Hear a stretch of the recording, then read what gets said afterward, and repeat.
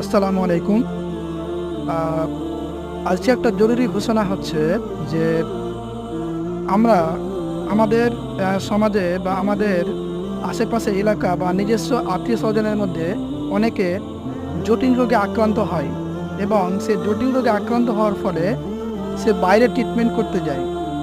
সে cancer হতে পারে, kidney হতে পারে বা লিভারের ক্ষেত্রে হতে পারে, নানান ধরনের বড় রোগ, মারণ রোগ, যেগুলো চিকিৎসা করা আমাদের পক্ষে প্রায় অসম্ভব হয়ে দাঁড়ায় টাকার জন্য। তো আপনারা আপনারা রাজ্য সরকার এবং কেন্দ্র সরকার থেকে আপনারা দুই রকম সহযোগিতা নিয়ে আপনি প্রায় 3 থেকে 4 লাখ টাকা সহযোগিতা পেতে পারেন। শুধু কিছু নিয়মাবলী যদি আপনার জানা থাকে, কারণ আমিও আমার রিলেটিভের মধ্যে একজন এরকম